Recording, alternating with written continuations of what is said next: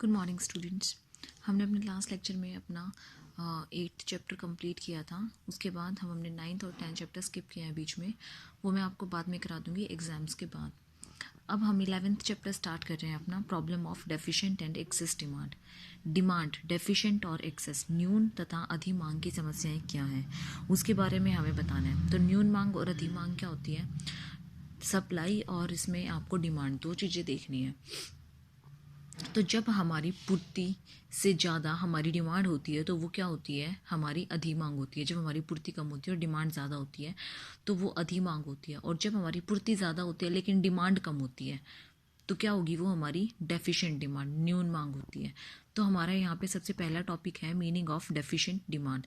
तो जब हमारी सप्लाई ज़्यादा होती है और डिमांड कम होती है तो उसे हम क्या कहते हैं, हमारी डेफिशिएंट डिमांड कहते हैं। इसमें क्या होता है, हमारी जो समग्र मांग है वो अर्थव्यवस्था में पूर्ण रोजगार के लिए समग्र पूर्ति के लिए कम होती है। मतलब जितनी हमारी जो डिमांड है ना, जितनी हमारी टोटल पूर्ति हो रही है वो उससे कम होती है। जितना भी हम रोज़गार प्रोवाइड कर रहे हैं वो रोज़गार हमारा ज़्यादा होता है और रोज़गार पाने वाले जो लोग हैं वो कम होते हैं। ये मतलब है इसमें, ठीक है। इसकी दो मुख्य विशेषताएं हैं। फर्स्ट तो हमारा रोजगार समग्र मांग के स्तर से कम होता है। जितना हमें रोजगार, हमारी एग्रीगेट डिमांड हमने सोच के चली है उस मांग से कम होता है। तो उससे क्या होगा, हमारी जो पूर्ण क्षमता तक उत्पादन करने के लिए उद्यमी हैं, जो इतनी समग्र मांग की वो आशा करते हैं, उनका स्तर उससे भी कम होता है। इसीलिए उन साधनों का पूर्ण उपयोग नहीं हो पाता है जिसमें अंडर एम्प्लॉयमेंट पाई जाती है। और इसमें हम इसको क्या कहते हैं, अनैच्छिक बेरोजगारी कहते हैं। क्यों कहते हैं अनैच्छिक बेरोजगारी, क्योंकि इसमें जो लोग होते हैं वो वर्तमान दर पर कार्य करने के लिए तैयार है परंतु उनमें उन्हें काम नहीं मिलता, ठीक है, परंतु उनमें उन्हें काम नहीं मिलता। दूसरी चीज़ है, न्यून मांग की स्थिति में समग्र मांग पूर्ण रोजगार के लिए आवश्यक समग्र पूर्ति से कम होती है। इसमें पूर्ण रोजगार की कंडीशन के लिए समग्र पूर्ति से कम होती है। मतलब इसमें डिमांड जो है वो हमारी सप्लाई से कम होती है, ठीक है। तो इसके फलस्वरूप जो हमारे मांग के स्तर हैं उसको बराबर करने के लिए समग्र पूर्ति को भी क्या कर दिया जाता है, जो सप्लाई है उसको भी क्या कर दिया जाता है, कम कर दिया जाता है।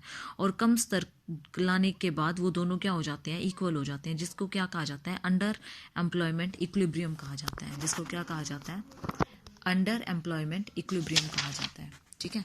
इसमें ये डायग्राम अगर हम देखें तो इससे आप समझ भी पाओगे कि ये जो है ये आपकी एग्रीगेट सप्लाई है, ये टोटल सप्लाई जो है आपकी, ठीक है, वो 45 डिग्री के एंगल में ही जाती है। ये आपकी अंडर एम्प्लॉयमेंट की कंडीशन में है, जब आपके पास सारे के सारे जो हैं वो नहीं कर पाते हैं, मतलब उनको रोज़गार नहीं मिल पाता है, ठीक है, ये उस केस में है। दूसरी चीज़ है आपके पास जब ये आपकी जो डिमांड है वो फुल एम्प्लॉयमेंट की कंडीशन में है, ठीक है। फुल एम्प्लॉयमेंट की कंडीशन में अंडर एम्प्लॉयमेंट से तो ज़्यादा ही होगी ना। तो जब हमारी अंडर एम्प्लॉयमेंट और फुल एम्प्लॉयमेंट के जो बीच का जो गैप होता है उसको हम क्या कहते हैं, डिफ्लेशनरी गैप भी कहते हैं और डेफिशिएंट डिमांड भी कहते हैं, मतलब न्यून मांग का ये भाग भी कहते हैं, ठीक है। अगर हम इसका डिफरेंस देखना चाहें कि डेफिशिएंट डिमांड क्या है, इसका डिफरेंस क्या है, तो वो डिफरेंस हम कैसे निकाल सकते हैं, ADF माइनस ADU। मतलब इस पार्ट में से इसको माइनस कर देंगे तो ये बीच का पार्ट निकल आएगा, उसको हम क्या कहते हैं, डेफिशिएंट डिमांड कहते हैं, जो हमारी FC है, ठीक है। इसके कॉन्सिक्वेंसेस क्या होते हैं आपके पास, इसके परिणाम क्या होते हैं, इसके कंसिक्वेंसेस। फर्स्ट आता है, आप फुल यूटिलाइजेशन रिसोर्सेज का नहीं कर पाते हैं क्योंकि जितना उत्पादकों का स्टॉक करना चाहते हैं वो उससे अधिक स्टॉक करना पड़ता है उनको, ठीक है। दूसरी चीज़, जो अवांछित स्टॉक उपलब्ध होते हैं, मतलब जिस साल उन्होंने ज़्यादा प्रोडक्शन कर दिया तो उस साल उतनी सेल नहीं हो पाती होएगी तो क्या करेंगे वो, अब अपने नेक्स्ट ईयर के लिए उसे स्टॉक करके रखेंगे। अपने नेक्स्ट ईयर के लिए उसको स्टॉक करके रखेंगे तो उस साल उनकी क्या होगी, वो पूर्ति उनकी कम हो जाएगी तो स्टॉक करके रखेंगे। तो एक तो ये कंसिक्वेंस आ गया, वो पूंजी उनकी बेकार हो जाएगी।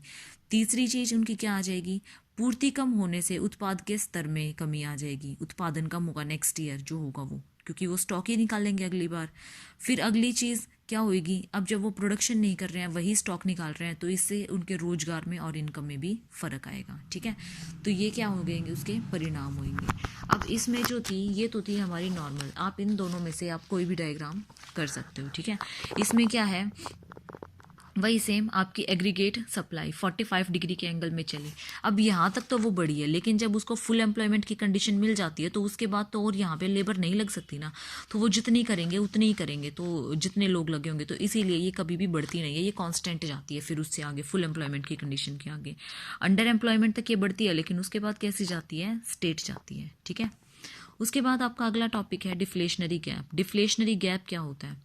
डिफ्लेशनरी गैप ये वाला गैप होता है, इसको हम क्या बोलते हैं, डिफ्लेशनरी गैप बोलते हैं। ठीक है, जो हमारी अंडर एम्प्लॉयमेंट की कंडीशन और जो हमारी लो आउटपुट है उसमें हम फुल एम्प्लॉयमेंट की कंडीशन से अगर हम डिफरेंस निकालते हैं तो उसको हम क्या कहते हैं, अपना डिफ्लेशनरी गैप कहते हैं। हमारी जो डेफिशिएंट डिमांड है उसी को डिफ्लेशनरी गैप कहा जाता है, उसी से हम निकालते हैं। ठीक है,